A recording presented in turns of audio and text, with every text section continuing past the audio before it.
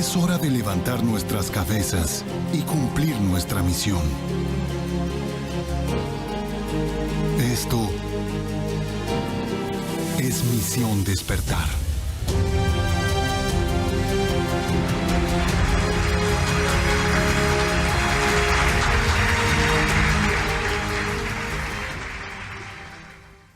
¿Qué tal, queridos amigos de Misión Despertar? Muy buenas noches, muy buen día, dependiendo de donde nos estén viendo, y les doy las gracias por estar ahí en sintonía a través de la www.jltradio.com. Les habla Felipe Alfonso, ya de vuelta acá en Misión Despertar con todo el equipo conformado por Guillermo Klepach y nuestra querida Eileen. Así que dejen saber a sus seres queridos, familiares, amigos, que el programa está en vivo. Ya son las 9 de la noche, 9:06, tiempo local de la ciudad de Miami. Así que sintonícense, conéctense y compartan la señal. Hoy tenemos un tema fascinante, que en lo personal, estábamos hablando antes de iniciar el programa, en lo personal desde la adolescencia me ha llamado mucho la atención este tema. Si nos siguen en nuestras redes sociales, en Instagram, Misión Despertar, al igual que las redes sociales de jltradio.com, sabrán cuál es el tema que estamos hablando. Vamos a iniciar a hablar en la noche de hoy. Los cuerpos incorruptos.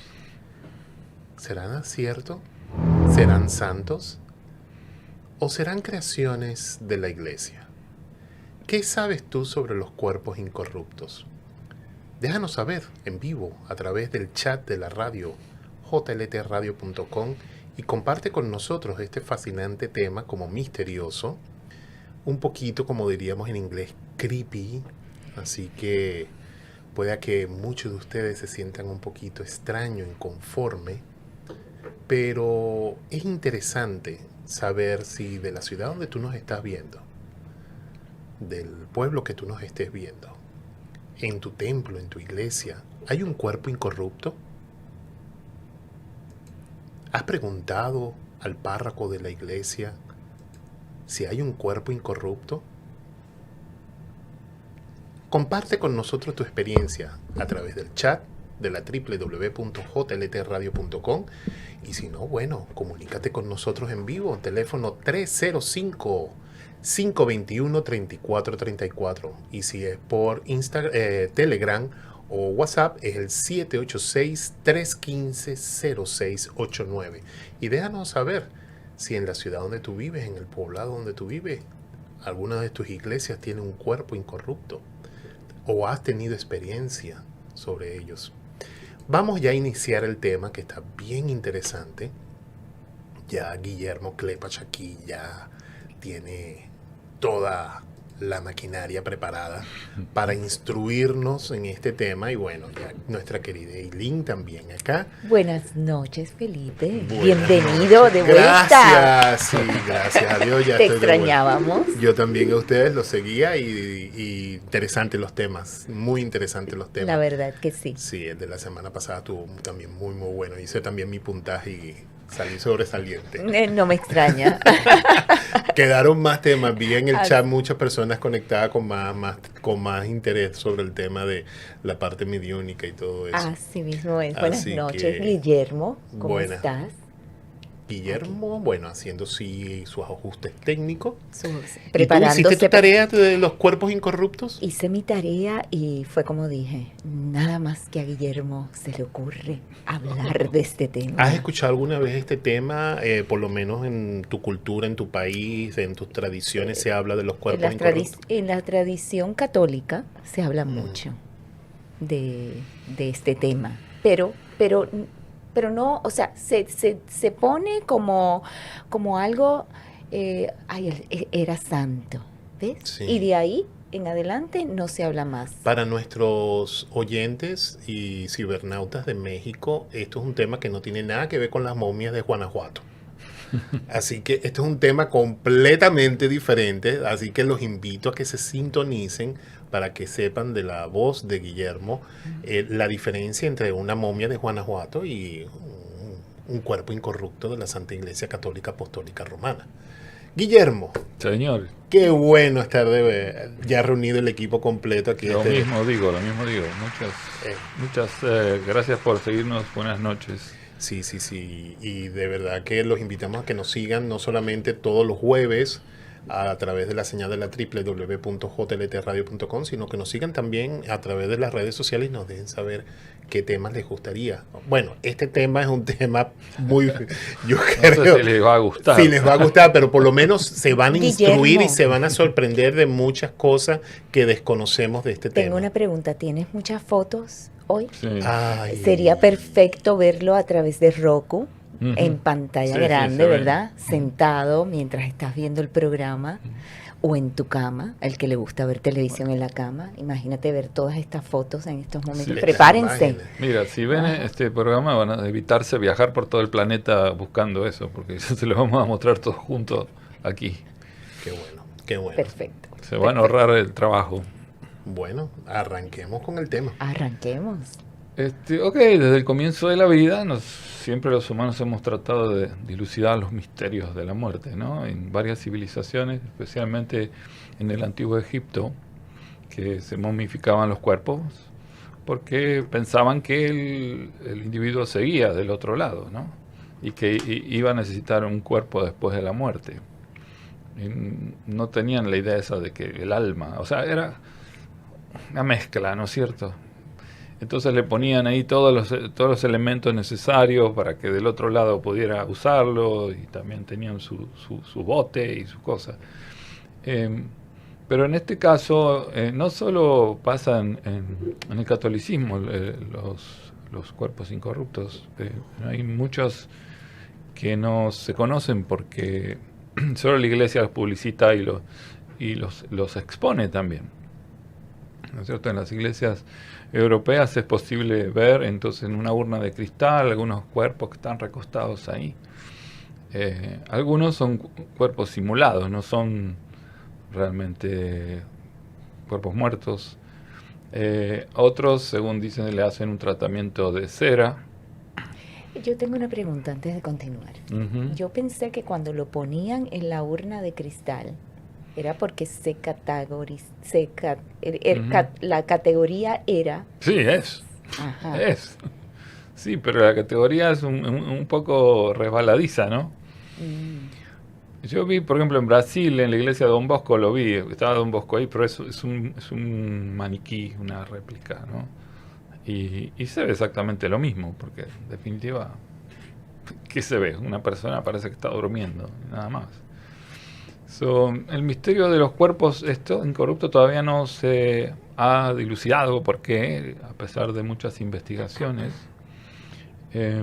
algunos que se conservan de forma deliberada, no porque pasa espontáneamente, sino porque hacen una especie de embalsamamiento, ¿no? En cualquier caso, hay cuerpos que sí parecen que tienen una conservación milagrosa, no presentan rigidez, no tienen nada que ver con las momias, como bien dijo Felipe. No están secos, sino que la piel es elástica, los músculos, los nervios siguen funcionando. Hay cuerpos acá, hay un ejemplo que traje, por ejemplo, de Charbel Macluf, que poca gente lo conoce. Sí, sí, pero aclaremos que trajiste la imagen, no el cuerpo. Sí, traje Sí, la imagen. no, él dice, lo traje, oye. Sí, traje Ya el te miran. ejemplo. Ok. Este maniquí que está acá es el de... Ese es nuestro querido Juan Mauricio, que está en el control técnico. Este Charbel Macluf, mi maestro lo mencionaba mucho. Era del Líbano. Y mi maestro lo mencionaba porque él se aparecía en la tumba el día de su cumpleaños. Una vez al año se aparece ahí, la gente va y habla con él y todo. Entonces, incluso mi maestro de acá, que vivía acá, quería ir ahí a ver eso, ¿no? El fenómeno. Este señor, bueno... Y estaba en una urna de cristal. No, él fue enterrado en su época, nació en 1828 y murió en 1898. Y lo enterraron cerca de la iglesia donde se murió, pero en esa época no se usaban ataúd ni nada, así que lo enterraron en la tierra, así mismo el cuerpo. y le pusieron arriba una placa de concreto, de piedra. ¿Y qué pasa?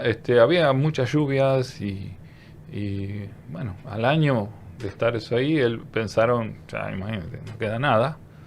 Y cuando van a abrirlo, el cuerpo está flotando en el barro como si nada pasara. O sea, y entonces dijeron, ¿y esto? Entonces, imagínate, lo lavaron, lo vistieron. O sea, unas cosas bien raras, ¿no? Bizarras, como dicen. Y bueno, incluso empezó a sangrar, tenía una lastimadura, empezó a sangrar y sangró por años. ¿Ya? Por años. Entonces, por ejemplo, está la Santa Catalina de Bolonia también, fue enterrada sin ataúd y el cuerpo se preservó intacto. 18 días después estaba igualito que el día que falleció. Santa Sofía Barat. Ahí tenemos las imágenes en pantalla. Sí, ese es, bueno, Santa María Magdalena Piazzi. Ya voy a ir por orden. Juan Mauricio, perdón, no te saludé, Juan Mauricio, el mago de las consolas. Buenas noches, señor Guillermo, ¿cómo le va? No te presentamos. No importa, soy poco conocido. Okay. Bueno, él está del otro lado del cristal, así que ten Sí, cuidado. Está incorrupto, pero... Ten cuidado, no me vayas a decir que él está incorrupto. Habla y porque está del todo. otro- Sí, claro. Por la duda tengo un Lysol acá al lado. Ok, la lista es muy larga de estas series de incorruptos, pero hay una investigadora que se llama Joan Carol Cruz, Ujú. que los ha contabilizado en centenares, porque, ok, ella contó muchos cientos, pero siguieron ocurriendo. Escribió un libro que se llama Los Incorruptibles, que se publicó en 1974. Ella sabe que hay muchos otros casos que, como dije, si están fuera de la iglesia, no se promocionan, no se conocen. Sí, los que se hablan o se promocionan o se ponen en lista son los que están bajo el santoral de la iglesia.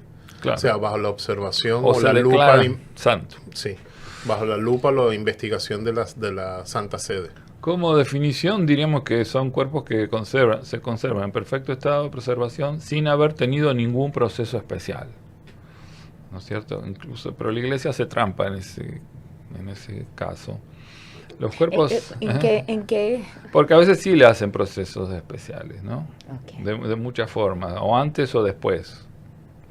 Pequeños procesos. Como decía, por ejemplo, cuando dicen, no, le pusieron cera en la piel para preservarlo. Pero cuando tú lo miras, es un muñeco de cera, ¿no? Es un cuerpo incorrupto, ¿no es cierto? ¿Qué vas a hacer? ¿Vas a romper la urna y fijarte si es de verdad? Acá dice, ¿puede ser que los embalsamen? Sí, puede ser que la hace. No lo que se conoce como embalsamamiento per se, pero sí a través de químicos lo preservan. ¿No? Entonces... Sí, eso estamos hablando previo, o sea, Creo que se post-mortem, llama... Sí, post-mortem y previo a enterrarlos. Claro, por ejemplo, el caso de Paramahansa Yogananda, uno de mis maestros, que no se corrompió por días, pero lo querían exponer, entonces la gente del cementerio, que era en Glendale, California, dijo, hay que hacerle un proceso de embalsamamiento porque para exponerlo en público y al aire libre, ¿no? Estamos hablando de los años 50. Entonces sí le pusieron unos líquidos, que es lo que se pone cuando alguien va a estar, vamos a decir, unos días Exhibido. expuesto. Pero Y que por la ley de aquí de los Estados Unidos Tienen que obligación, ponerlo, por la tienen que ley poner. de salubridad eso es obligado. exacto, pero no da para más. O sea, digamos, después de esos días el cuerpo igual se descompone, o sea, no se mantiene. Y en cambio el de Yogananda se mantuvo por años. Y más le pusieron una tapa de cristal y se puede ver. Lo pueden ver adentro, ¿no? Y también dicen que cuando lo sacan, ¿verdad?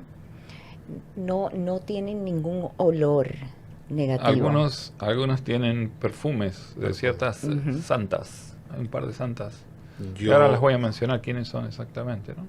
para los que nos están escuchando, espero que nos estén escuchando de Venezuela. Hay un caso sumamente famoso en Venezuela que es la Madre María de San José, una beata. Y fue noticia a nivel nacional porque estaba en proceso de beatificación y uno de los procesos de beatificación es la exhumación del cadáver. Y para sorpresa, eso lo hicieron delante de toda la prensa, porque era noticia, era una de las beata por la iglesia, por la tradición de la iglesia. Para sorpresa, cuando exhuman el cadáver, levantan la tapa, estaba intacta. Y cuentan que había un olor perfumado. Sí, eso es.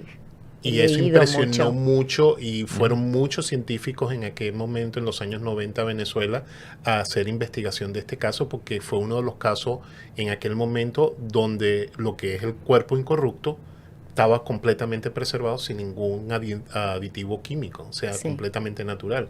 Y esos son casos muy extraños como nos está relatando Guillermo. Sí, algunas veces en la Edad Media se utilizaban cortar pedazos, lo descuartizaban a los pobres santos, de las santas, y entonces decían que era reliquia, no sé, el dedo, la mano, el pie, Ailín, una mira, te va salvajada. cortando así por pedacito, Ailín. O sea, ese era el precio de ser santo, ¿no? ¿Sabes cuando eran niños que te decían, yo Y quiero un pedacito sí. de aquí, de aquí, de aquí? Y con eso Justo. hacían reliquias. Eso hacían. Entonces se lo repartían en varias iglesias porque eso era como el circo Pero- para atraer gente, ¿no? Sí, una falange, una falangita, Claro. un pedazo, una astilla de hueso. Imagino que se lo vendían al mejor postor, ¿no? Porque, bueno, la iglesia siempre ha hecho esas cositas. Ok. El cuerpo incorrupto de una persona, si su vida hubiera tenido una dedicación devota y reconocida religiosidad, se le solía relacionar con la santidad y con las buenas acciones. Es como diciendo, si te portas bien, entonces es una gracia divina que no te vas a corromper. Es como que vas a seguir vivo de alguna manera, ¿no? Y si no se corrompe, entonces es santo. Depende, es- lo tienen que declarar, o sea, hay un proceso. Eso es para- un proceso para largo de hacerlo la santo. iglesia. Sí, pero Es parte. queda en la lista de espera para hacerlo, ¿no? Pero oye lo que acaba de decir Guillermo y es muy interesante. Desde la perspectiva psicológica, Ujú. lo que te están queriendo demostrar es que si tú tienes una vida, Exacto. o sea, un comportamiento en vida como lo de este Santos, te promete La tener vida eterna, ¿no? una De vida alguna eterna manera. de alguna manera. Entonces, tiene su aspecto psicológico, como tú dices. Totalmente, claro. Parte de la propaganda, ¿no? Entonces, en tales ocasiones, los eventos estaban involucrados, por ejemplo, la religión, los fenómenos religiosos, y aunque la ciencia demuestra dudas al respecto, pero bueno, una vez que lo declaran santo, es santo y no hay más nada que decir.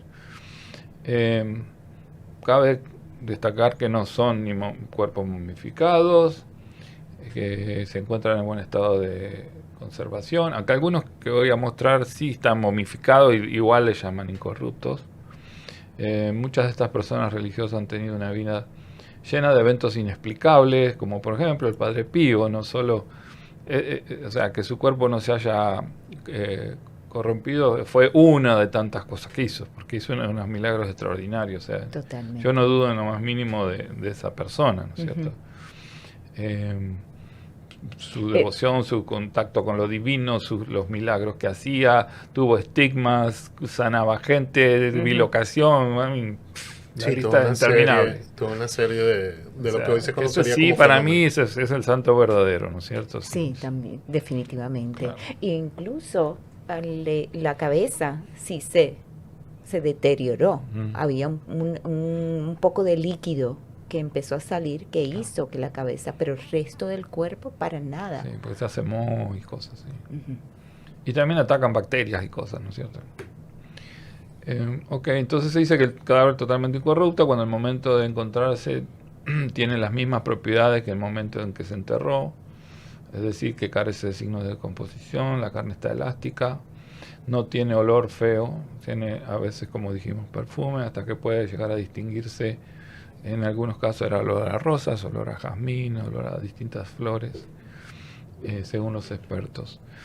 Y vamos a poner el ejemplo número 1, Juan Mauricio, porque no que sea tanto bla bla de mi parte. Se llama Saint Cuthbert de Lindisfarne. Pero ese es un ícono del santo. ¿Ese es el número 1? Sí, ok. Este señor fue destacado porque murió al noreste de Inglaterra en el siglo VIII, año 687, y su cadáver fue encontrado en el siglo XV, imagínate. Wow. Y estaba totalmente incorrupto. Parece que no está, si lo puse así porque no está expuesto en ningún lado. O sea, el cadáver no está expuesto. No. Volvemos a repetir la fecha. Tú dices siglo VIII. Sí, él murió en el año 687. O sea, estamos hablando del siglo VII. Ajá. Y Lo encontraron en el siglo XV. en siglo XV. Bastante. Son muchos siglos. Son Sí. muchos siglos. O sea, no se tiene constancia de que fuera enterrado, habiendo sido sometido previamente a técnicas de embalsamamiento ni nada. El segundo es Andrés Bobola, o Bobola, no sé cómo es. Vio como un grupo se llamaban cismáticos, profanaron su tumba en 1922. Él había muerto en 1657. Casi 300 años después, ¿no? En Polonia. Yo tengo una pregunta. Y en el año 1917 fue encontrado incorrupto y se expuso a los creyentes para que pudieran rezarle. Este hecho está documentado, causó sorpresa y controversias en aquella época. En la actualidad, el cadáver del santo se encuentra en la iglesia de Varsovia. ¿Él tiene los ojos abiertos? No sé. No. En la imagen me luce que tiene los ojos cerrados. Por ejemplo, este otro caso para mí auténtico porque lo encontraron de casualidad. No fue que lo sacaron. Sí, lo no es que el exhumaron. Papa murió, le hicieron un proceso y después dijeron, es un santo, es incorrupto, como hicieron ya en otras ocasiones, ¿no? Claro. En el número 3 tenemos que es de Catalina de Siena. Esta es una de las figuras religiosas que debe acompañar todo lo que sea un análisis de la fenomenología, pues su cadáver fue encontrado libre de toda descomposición. Esa es la figura de Santa Catalina de Siena. Sí, Catalina de Siena. Murió en 1380. Tenía estigmas y se volvieron a manifestar después en el cuerpo, después de muerta. La mujer pidió a Dios que no fueran visibles las heridas, que solo le quedara el dolor, pero apareció en el cuerpo después. En 1430 el Papa autorizó la exhumación del cuerpo. Vieron que estaba incorrupto, además que se cortaban pedazos del cuerpo como reliquias de esta pobre mujer. En el año 1855 se hizo la última partición de su cuerpo y todas las partes estaban perfectamente conservadas. Y eso sí se expone, bueno, casi al final hay una pierna de mujer, esta, así que no es algo no tan lindo para ver. Luego tenemos a Bernadette de Lourdes. A esto le llaman preservado. ¿Qué es eso? A ver. Oh, no. Es Santa Catalina de Siena, pero es un close-up. Mejor no Claro. lo ponga en imagen, por favor. Claro, no. Ok. Bernadette, bueno, esta sí está en perfecto. Mira cómo está así. ¿Cómo la ven? Sí. Está así. Ujú. Santa Nació Bernadette. en Lourdes el 7 de enero de 1844. Ella también para mí es. Era santa. Sí, falleció en Nevers en 1879. Tenía 36 años cuando murió. Fue santificada con el nombre de Santa Bernadette de Lourdes. Después, en 1908, se abrió su ataúd y se comprobó con perplejidad que el cuerpo estaba perfecto. Pese que hacía casi 3 décadas que había muerto y había sido sepultada. La pastora francesa fue canonizada por la iglesia el 8 de diciembre de 1933, tras dar su confirmación una serie de apariciones marianas. Sí, Santa Bernadette es la que se conoce por las apariciones marianas. Todo lo de que pasa en Lourdes, Lourdes, ¿no? Todo lo que pasa en Lourdes. en sí. Francia. Y de las descripciones médicas que se realizaron, se narra cómo eran perceptibles un color azulado de sus venas en los brazos y que las uñas estaban intactas. Años después, 1919, se reabrió el féretro y su aspecto no había cambiado en absoluto. Hoy en día su piel tiene una capa de cera para preservarla mejor y evitar la acción del deterioro que produce la atmósfera. El cuerpo de Santa Bernadette se exhibe en la capilla de las Hermanas Nevers en Francia, dentro del féretro de cristal. Hoy en día la capilla de Lourdes es uno de los centros devocionales de peregrinaje más importantes del mundo, como ya lo saben. Junto con la de Fátima, es uno de los más importantes. Y su festividad se celebra el 16 de abril. que es el aniversario de su muerte. Es la patrona de los enfermos, de las personas ridiculizadas por su piedad, de los pobres y de los pastores y las pastoras. Qué lindo. Tenemos próximos 5 que es San Juan María Vianney. Este santo nació en 1786 en la comuna francesa de Dardilly. Murió en 1859. También en Ars, Francia. Fue esa localidad donde ejerció su ministerio. San Juan María Vianney es el patrono de los sacerdotes católicos. Su vida provocó en Francia una revolución espiritual, porque este santo era extremadamente humilde y tenía la capacidad de hacer que los pecadores se arrepintieran. Fieles de todos los rincones del país acudían a él para confesarse y para que fuera posible cambiar su forma de vida. En 1874, cuando el Papa Pío XI proclamó que era santo, y su fiesta se empezó a conmemorar cada 4 de agosto. El santo cura de Ars, proclamado patrono de los sacerdotes cristianos, especialmente de los párrocos, nació el 8 de mayo de 1786, al noreste de Lyon, en Francia. Fue el cuarto de 6 hermanos, de una familia de campesinos. A los 32 años fue ordenado sacerdote y enviado al pueblo de Ars. Ahí fue modelo de los pastores por su desinterés, su caridad, su pobreza, su penitencia, su sencilla y cálida palabra y por su asiduidad en el confesionario. Preguntan, perdón Guillermo, preguntan, ¿eso está al vacío? O sea, ¿dónde está ahí? ¿Está al vacío? ¿O? Creo que no. No creo que pueda ser así. Tendría que... Muy difícil para poner al vacío vidrios, no sé si se puede sellar y después, no sé, si le sacas el aire puede que se rompa.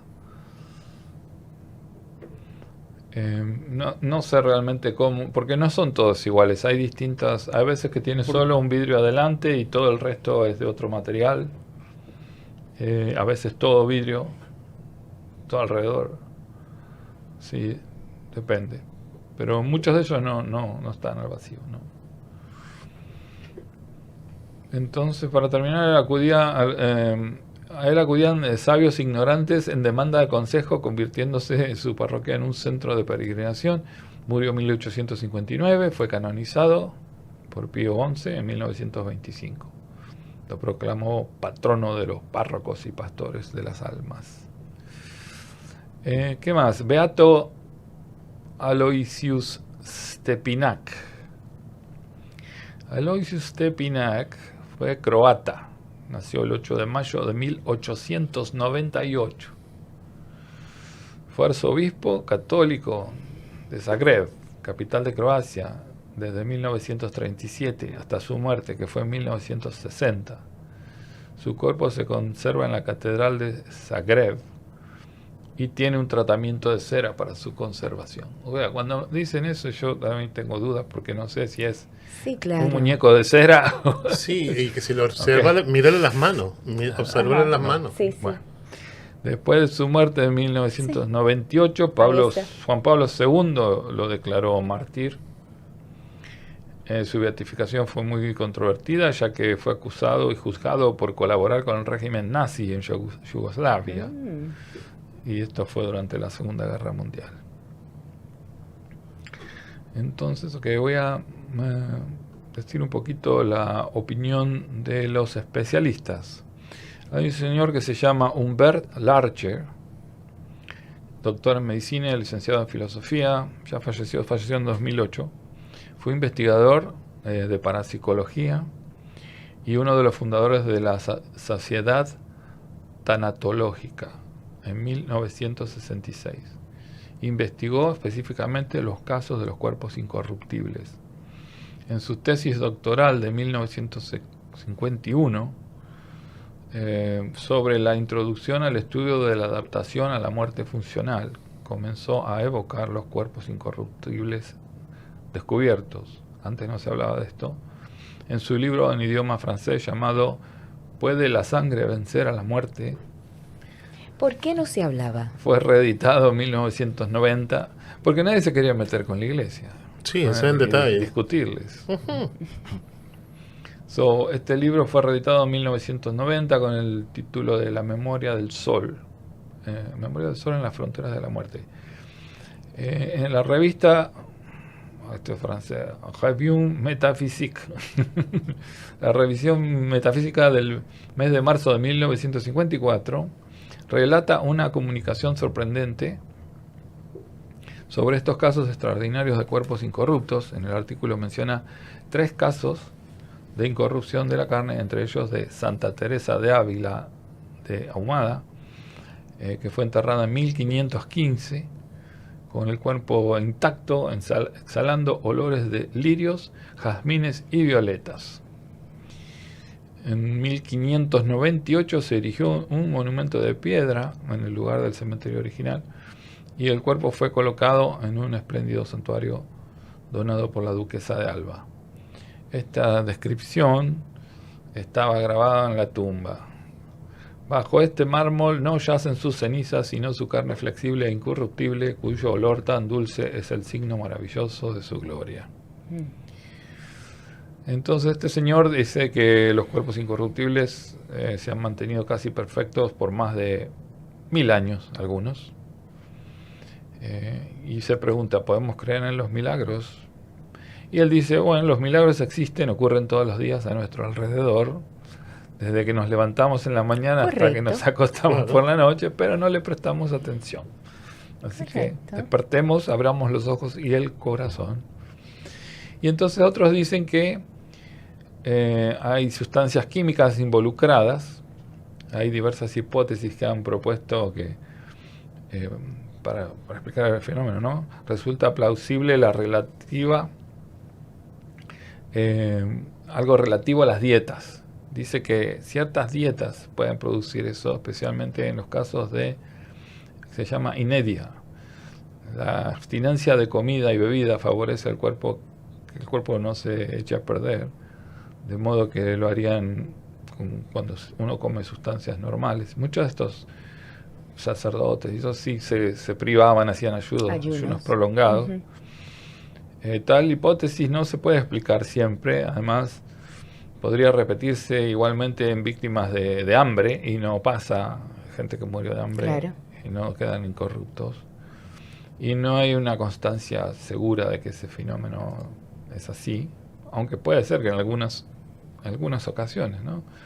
Otros alegan que la causa es la vida espiritual, que se manifiesta victoriosa sobre la materia mediante una transformación bioquímica. Parece ser que la energía esta de los santos le hace una reacción bioquímica que transforma la carne, que va más allá del último suspiro, pero los escépticos alegan que los cuerpos incorruptos son fraudes perpetrados por los integrantes de la orden religiosa, ¿no? Precisamente en Italia es en el país que más cuerpos incorruptos se ha encontrado. Le dicen el miracolo del corpi incorrotti. Y se vienen utilizando desde hace siglos en ciertas técnicas secretas de embalsamamiento que produce ese efecto en los cadáveres. Y eso atrae gente a la iglesia, ¿no es cierto? Porque, sí, es una manera de atraer feligresía, creyentes. Curioso. Claro, también hay quien dice que a veces lo enterraban en un lugar donde la tierra tenía ciertos químicos que los preservaban. Interesante. Sobre todo cerca de ciertos árboles, tienen ciertas sustancias. Luego en Palermo, Sicilia, entre los frailes capuchinos, dice que había un montón de incorruptos, y es que le tenían una técnica de embalsamamiento. Sobre todo en la década de 1920 se momificó el cadáver de Rosalía Lombardo, que era una niña de 2 años.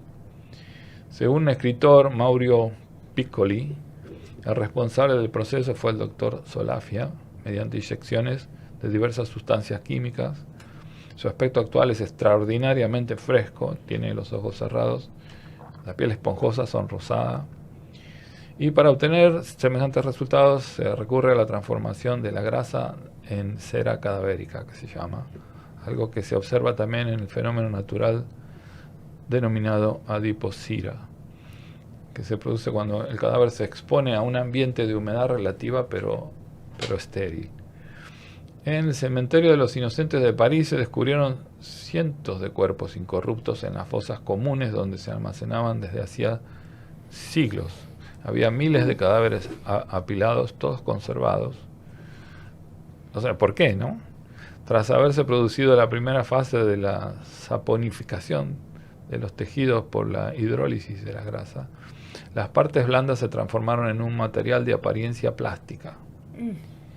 Desaparecen las estructuras microscópicas, pero la piel mantiene su elasticidad hasta el punto de parecer curtida. Sin duda, no todos los cuerpos incorruptos de santos se han conservado debido a un fenómeno de adiposira, ni todos han sido tratados con inyecciones de sustancias químicas, ni tampoco mantenidos en atmósferas secas, como sucedió, por ejemplo, con el Papa Juan XXIII, cuyo cadáver se inyectó una mezcla de, ¿cómo se llama? Formaldehído, que formaldehído es formol y alcohol metílico. Que está preservado, ese cuerpo está preservado. Exacto, además de otros conservantes. No es incorrupto, es preservado. Exacto. Entonces, por eso mezclan todo y tú no sabes cuál es cuál, ¿no? Pero realmente puede inscribirse que todos los cuerpos incorruptos en el marco de los citados son así. Es difícil separar la paja del trigo aquí. Pero un santo siempre llama la atención. Estábamos en la foto número 7, Juan Mauricio. Vamos a la 7, Sor María de Jesús de León y Delgado. Que María de Jesús nació el 23 de marzo en Sausal, pequeño municipio de Tenerife, en España. Es una islita, ¿no?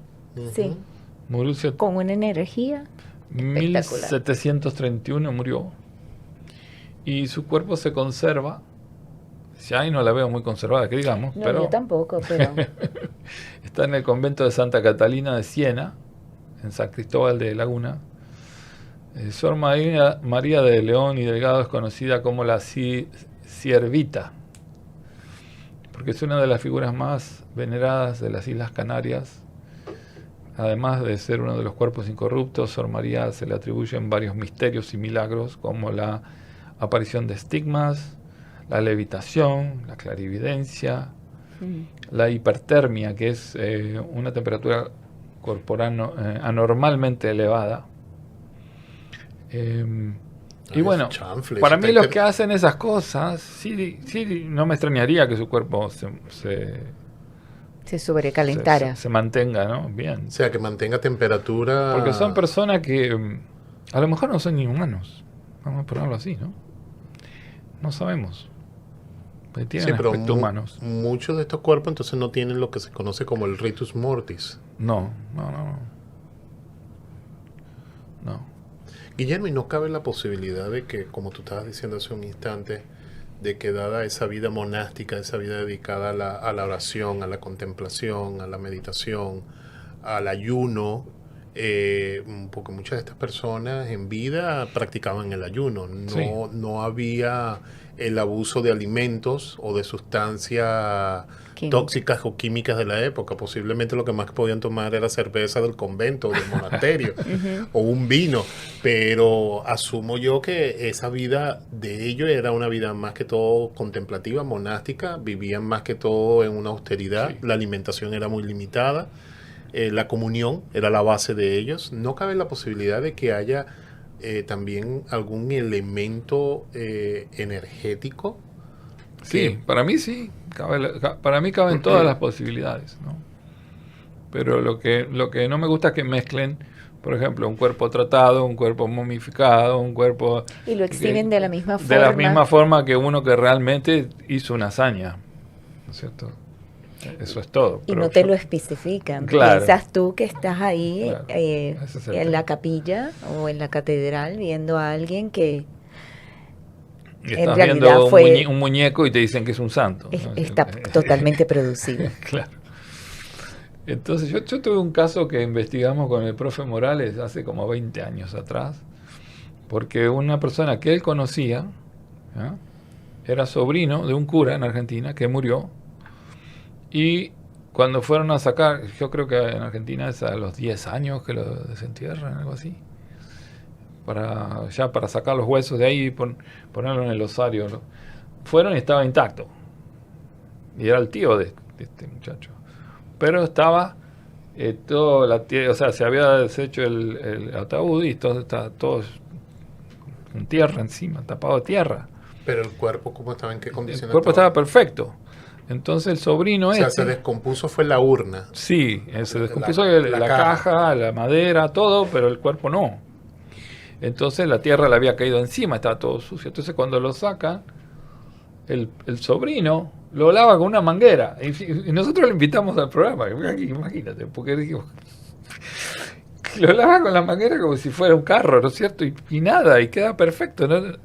Y entonces lo vuelven a enterrar a otros 10 años y lo vuelven a sacar y sigue igual. Interesante. Pero era un cura que no era conocido, o sea, no tenía mucha categoría en la iglesia, nunca lo trataron como santo ni nada, ¿no es cierto? Fue como, bueno, quedó todo en la nada al final. Fue un cura. Sí, era un cura normal. Creo que salió en un periódico en aquel momento. Pero bueno, desde ese momento nosotros empezamos a investigar, a ver qué pasa con ese tema, ¿no? A lo mejor tiene que ver con lo que comen también, no solo el ayuno, sino ciertas, tal vez plantas que comen, hierbas. Y esas hierbas, a través No consumen azúcar. de los años, ¿no? Se va metiendo en las células. Si toda tu vida consumes algo, no sé, turmeric, ¿cómo se dice turmeric? Sí, turmeric. Sí. Cúrcuma. Cúrcuma, por ejemplo. Ajá. Si tú comes cúrcuma todos los días, por 70 años, a lo mejor eso te produce un efecto en la carne, ¿no? Que no lo sabemos. O el curry que comen tanto en la India. Pero bueno, entonces tenemos la próxima foto, que es la 8, que es San Fernando, el rey San Fernando de Castilla, que para mí Me entero. de incorrupto no tiene nada, porque todos los reyes son corruptos. Y si lo miran bien, Ese es el esposo de Isabel de... No. no sé por qué lo tienen Rey después. San Fernando de... No. Pero yo no le veo la cara. Sí, mira la calavera. Ah, Mira la sí, parte ya de la lo vi, dentadura. Es que no La queda mucha corona. cara. Pero es que Sí, no queda exactamente, no queda mucha cara. Entonces, ¿por qué lo ponen ahí como santo? Por favor. Ok, dice que la fecha de nacimiento fue 1199 Ah, no, era anterior. Mucho anterior, ese es siglo XII. y el 1201, no están seguros de su nacimiento. Murió en 1252. Fue rey de Castilla, Ok. desde 1217 a 1257, eso sí lo saben. Fue el padre de Alfonso X, el sabio, quien mandó a recubrir de plata el mausoleo de su padre, aunque esto fuera en contra de los deseos del rey. Por otra parte, Fernando III fue conocido por haber reconquistado muchos reinos de los musulmanes. Pero entonces el cuerpo se descompuso o no. Está como momificado más que incorrupto. Ujú. ¿Ya? Luego, en 1590, el Papa Sixto V le otorgó la canonización. Entonces, por eso está en exposición, lo declaró santo. Pero para mí era corrupto. Acá dicen, ¿cuál es el fin de exponer a estas personas o lo que sea al público? ¿Por qué le piden milagros? ¿Cuál es el fin? Sí, es para traer feligreses a la iglesia, que la gente lo quiere ir a ver.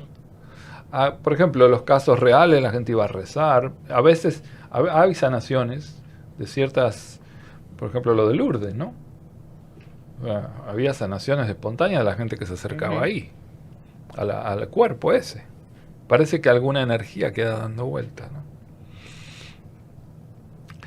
Luego tenemos uno que es un lama, este no es católico. El próximo, el 9, que es el lama Itigilov. Ah, este es uno de los más famosos. Sí. Él ahora está vestidito con su ropa anaranjada y todo, pero él se puso a meditar así y ahí quedó. Ahí quedó. Entonces nació en 1852 en Buriatia, República de Rusia. Murió en 1927. Sus padres lo habían abandonado cuando era un niño. Tuvo que cuidar ovejas para poder sobrevivir. Cuando tenía 15 años decidió pedir asilo en un monasterio, y porque claro, se moría de hambre, y con el tiempo entonces se convirtió en el líder de los budistas rusos. Ya siendo líder budista, el lama Itigilov se dedicó a recoger ropa, comida y otras donaciones para los soldados que participaban en la Primera Guerra Mundial. Cuando fallece en 1927 tenía 75 años. Momentos antes de su muerte, el lama les pidió a sus discípulos que durante los próximos 30 años fueran a visitarlo, su cadáver, para que contemplaran lo que iba a ocurrir con su cuerpo. Eso está creepy. Él lo sabía. Él lo sabía. O sea, que él pudo provocarlo. En 1957 se exhumó el cuerpo del lama y encontraron tal como había partido, en una posición de loto, como lo vieron, con sus piernas cruzadas, postura de meditación.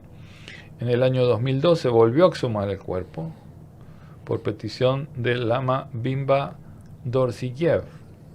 El cuerpo todavía se hallaba en perfecto estado de conservación, estamos hablando en 2002, bastante reciente, tal como lo certificaron médicos forenses y técnicos en criminología.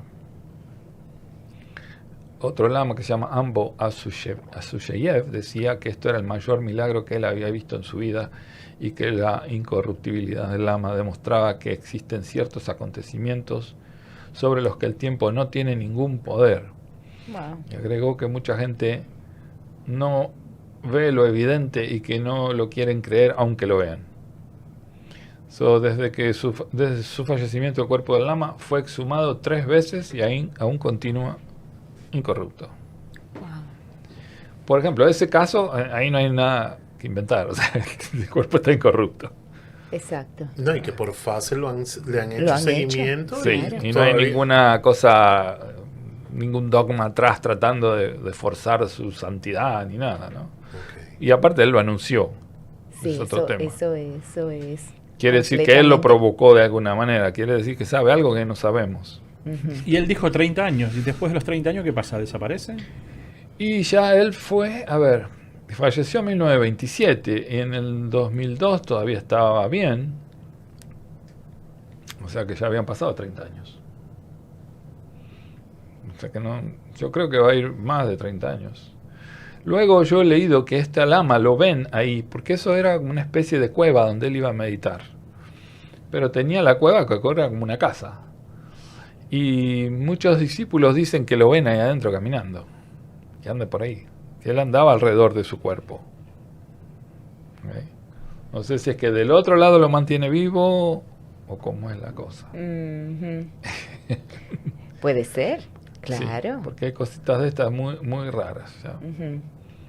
Mi maestro me dijo de un caso bien extraño que él vio en México que una persona tenía como un hilito de luz pegado al cuerpo. Y él empezó a seguir ese hilito y llegó hasta el cementerio a una tumba.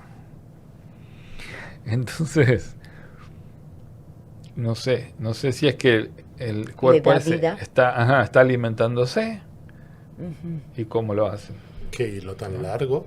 Sí, porque es como el cordón de plata. Ok. No es un hilo físico, obviamente. Los calas. Ujú. Claro. Ujú. Ok. La próxima, la 10 es Santa Virginia Sentirione. Y el apellido es Bracelli. Virginia Bracelli. Ella Santa nació en Virginia 1587 en Génova. Ella está momificada por lo que se ve, ¿no? Murió en 1651. Nació en el seno de una familia muy rica. Predicó toda la vida obras de caridad. 150 años después de su muerte, en 1801, los restos estaban bien. Cuando los exhumaron estaba incorrupto. Ya no lo veo.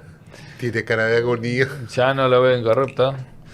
Los restos fueron trasladados al convento Santa Clara. Lo volvieron a sepultar. Después de 1980 fue exhumado otra vez. A estas curas les encanta todas estas cosas oscuras, así, ¿no? Retorcidas, no sé. Tienen una parte negra, sí, eso Sí, te iba a sí, decir, sí, ¿eh? sí. Hay una Le gustan cosa... todas estas cosas. El año 2003 fue canonizado por el Papa. 435 años después de su muerte, ahí están viendo lo que hay. Pero son 435 años, ¿ok? No son 4 años. Y tiene todos los dientes, mira. Sí. Los restos se conservan en la casa madre de la Brinolin, que es la congregación que ella fundó. La próxima, Santa Verónica Giuliani. ¿Qué? Esta es una de las más famosas. Ahí está. Santa Verónica, esta sí está bien conservada. Sí, ese es un caso bien famoso. Santa Fue una Verónica. mística italiana, nació en Mercatello, Mística italiana. Mística. en el ducado de Urbino, 27 de Tiene que diciembre. ver algo con la energía. Sí, Sí. este caso de Santa Verónica es uno de los más, como casos de cuerpo incorrupto, es uno de los más reconocidos. Murió 1727. Mira, es... Ok. Sus padres fueron Francesco, Benedetta Giuliani. Úrsula era la menor de 7 hermanas, 3 de las cuales la ayudaban para que vaya a la vida monástica. A la edad de 3 años comenzó a mostrar una gran compasión por los pobres. Siempre separaba una porción de su comida para dársela a los hambrientos.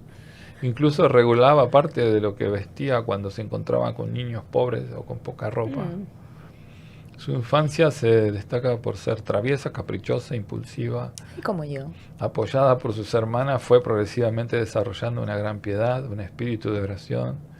En este contexto comenzaron a aparecer deseos de ser monja, los cuales se fueron fortaleciendo con el tiempo. Cuando otros no se le unían a sus prácticas, Úrsula tenía actitudes dictatoriales y severas. Esto era a la edad de 16 años, se enojaba y tuvo una visión que le hizo cambiar su carácter. Vio su propio corazón hecho de acero. Wow. Cuando Úrsula alcanzó la mayoría de edad, su padre le dijo que era hora de que se casara, que formara una familia. Y Úrsula dijo que no deseaba tal cosa, pero su padre insistía, la forzaba para hacerla desistir de sus ideas de ser monja. Luego de muchas luchas familiares, de fe y orar, ella pedía que su padre cesara de pedirle eso. Úrsula, después de rogarle al padre, el padre dijo, ok, está bien, te dejo libre, haz lo que quieras. Así consiguió ingresar al monasterio de la Orden de las Clarisas capuchinas son. Como hecho extraordinario en este caso, que no pasó en otros casos que yo haya investigado, cuando le hicieron la autopsia al cuerpo, el médico está examinando el corazón. Había otras autoridades civiles y eclesiásticas presentes. Encontraron que el corazón de la santa tenía grabada la cruz y los instrumentos de la pasión de Cristo. Sí. Algo que ella había escrito previamente en un diario que ella tenía. Sí. Sí, es un caso sumamente famoso. Sí. Bueno, la música nos está indicando que vamos a la pausa, así que ya regresamos, amigos, vamos a una breve pausa. Te recordamos que ya volvemos en breve, en Misión Despertar a través de la www.jltradio.com.